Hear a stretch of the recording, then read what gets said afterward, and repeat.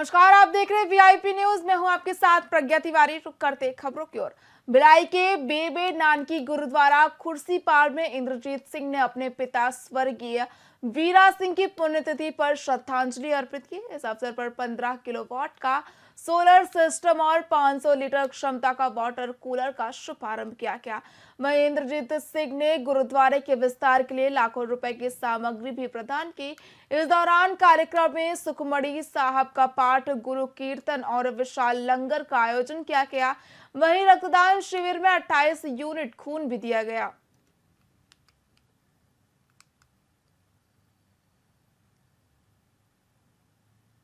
आज जो गुरुद्वारा में प्रोग्राम हुआ वो सरदार बीरा सिंह स्वर्गीय बीरा सिंह ਦੇ ਪਰਿਵਾਰ ਵੱਲੋਂ ਉਹਨਾਂ ਦੀ 5ਵੀਂ ਬਰਸੀ ਮਨਾਈ ਗਈ, ਜਿਸ ਦੇ ਵਿੱਚ ਬੇਬੇ ਨਾਨਕੀ ਗੁਰਦੁਆਰੇ ਪ੍ਰੋਗਰਾਮ ਹੋਇਆ ਸਾਰਾ ਔਰ ਸਾਰੀ ਸੰਗਤ ਕਰੀਬਨ ਸੱਦੀ ਗਈ है।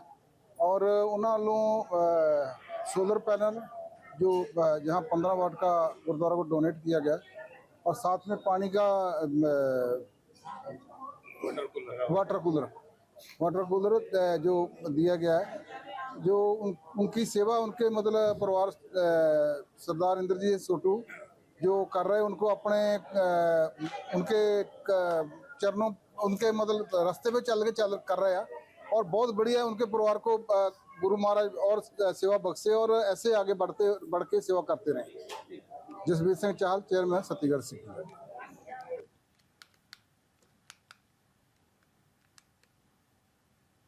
जांजगीर चांपा की बलौदा जांजगीर मार्ग की बदहाली को लेकर ग्रामीणों का गुस्सा फूटा और ग्रामीणों ने सड़क जाम कर उसे बनवाने और भारी वाहनों को प्रतिबंधित करने की मांग की, जिसके बाद मौके पर पहुंचे प्रशासनिक अधिकारियों ने लोगों को समझाने की कोशिश की। बता दें कि इस विरोध प्रदर्शन से पहले ग्रामीणों ने अपनी मांगे स्थानीय विधायक और जिला कलेक्टर के समक्ष रखी थी, जिस पर कलेक्टर ने समस्या के शीघ्र समाधान का आश्वासन दिया था, लेकिन अभी तक कोई कार्रवाई नहीं की गई, जिसे लेकर ग्रामीणों ने ये विरोध प्रदर्शन किया।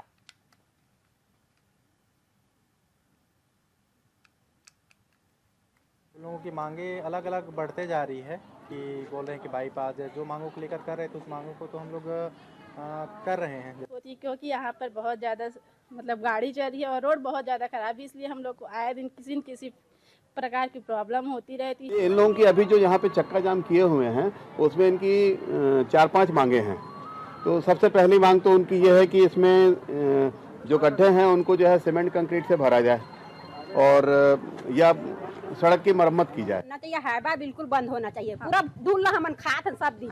इतना शरीर लइका मन के अंदर में जात है, हां पूरा खराब हो गए है, भारी बढ़त है लइका मन के पूरा। हां जो जावलपुर गांव है आप बोलिए, उसके बीच रोड से एक रोड निकल रही है ना, इसमें इतनी सारी टेलर चल रही है, जिसमें आपके 3 स्कूल पढ़ते हैं बच्चों के। छोटे छोटे बच्चे सवेरे 7 बजे 8 बजे स्कूल के लिए निकलते हैं। कई टेलर वालों को हमने खुद अपने हाथ से समझाया है, मुंह से समझाया है, भाई गाड़ी को रफ मत चलाओ। हम लोग ना कुछ दिन पहले एक कलेक्टर घेराव किए थे। समस्त महिलाएं जो बैठी हैं सब महिलाएं गई थी कलेक्टर ऑफिस। वहाँ पे हम लोग 3 दिवस का समय दिए थे। रोड को मरम्मत करना है, पानी का छिड़काव, एक बार डामरीकरण किया है बोल के। लोगों की मांगे अलग अलग बढ़ते जा रही है कि बोल रहे हैं कि बाईपास है, जो मांगों को लेकर कर रहे हैं तो उस मांगों को तो हम लोग कर रहे हैं। क्योंकि यहाँ पर बहुत ज़्यादा मतलब गाड़ी चल रही है और रोड बहुत ज़्यादा खराब है, इसलिए हम लोग को आए दिन किसी न किसी प्रकार की प्रॉब्लम होती रहती है। इन लोगों की अभी जो यहाँ पे चक्का जाम किए हुए हैं उसमें इनकी 4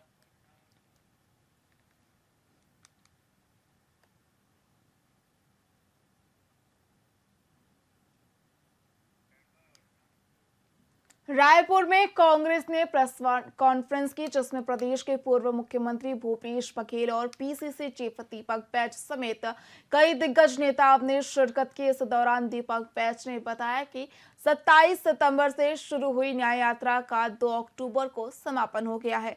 साथ ही उन्होंने प्रदेश सरकार पर आरोप लगाया कि सरकार प्रदेशवासियों की सुरक्षा करने में असमर्थ है। प्रदेश में महिलाएं और बच्चियां सुरक्षित नहीं है।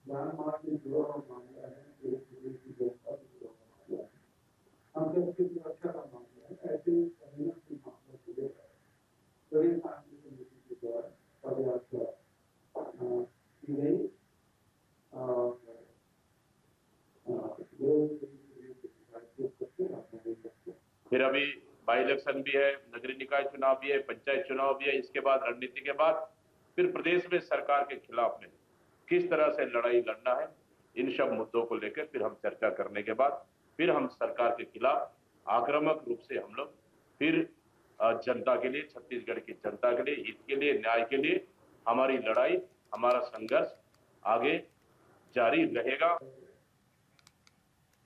रायपुर के श्री अग्रसेन धाम में आयोजित भगवान महाराजा अग्रसेन जयंती महोत्सव 2024 में मुख्यमंत्री विष्णुदेव साय ने भाग लिया। उन्होंने महाराजा अग्रसेन के समानता और भाईचारे के संदेश की सराहना की और धाम के द्वितीय तल का लोकार्पण किया।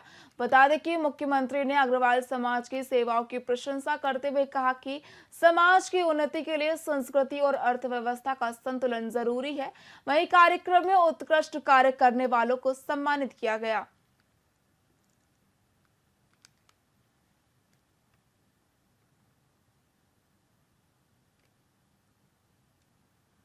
सबसे पहले आप सभी को अग्रसेन जयंती की बहुत बहुत बधाई, बहुत बहुत शुभकामनाएं।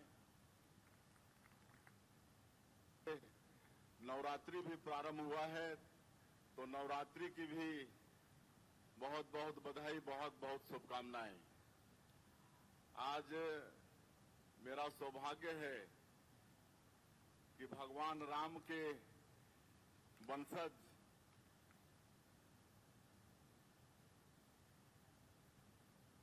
महाराजा अग्रसेन और उनके वंशज के कार्यक्रम में आप लोगों के बीच में हूं। मुझे अत्यधिक प्रसन्नता हो रही है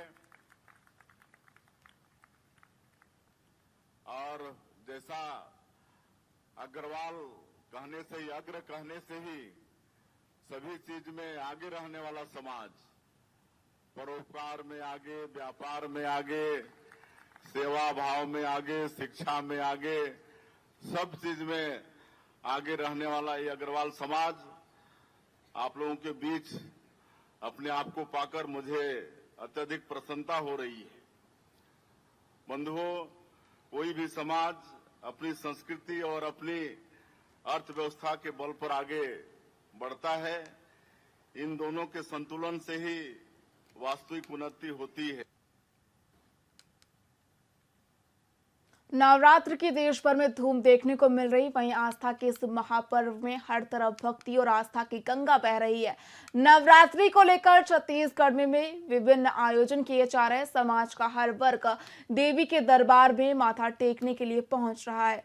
वहीं बस्तर के जगदलपुर में बस्तर की आराध्य मां दंतेश्वरी के दरबार में भक्तों का तांता लगा हुआ है। बता दें कि रियासत काल से ही माई दंतेश्वरी के प्रति लोगों की काफी गहरी आस्था जुड़ी हुई है। लोगों का मानना है कि इस मंदिर में माता के दर्शन से हर मनोकामना पूरी होती है।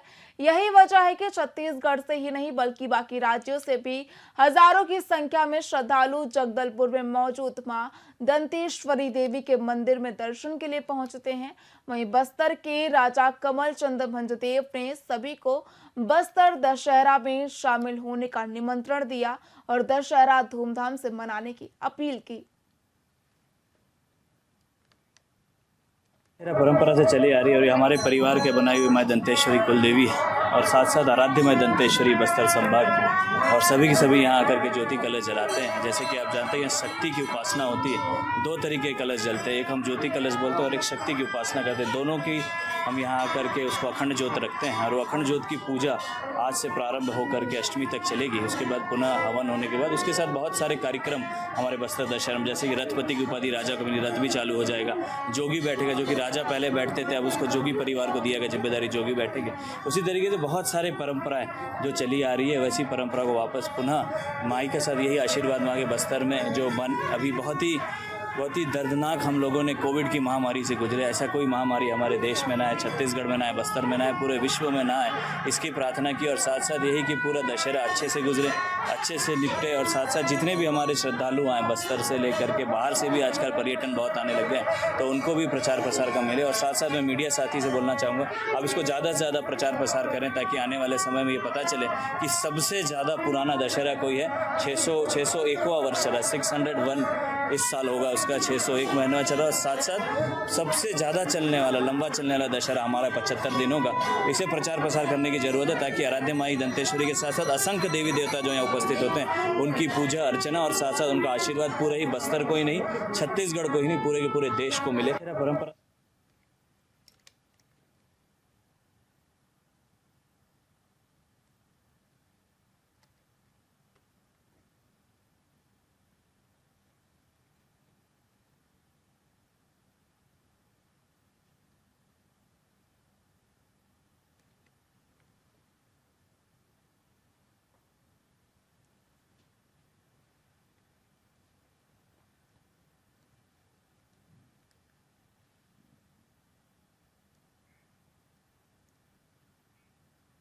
फिलहाल खबरों में इतना ही। देखते रहिए VIP न्यूज। नमस्कार।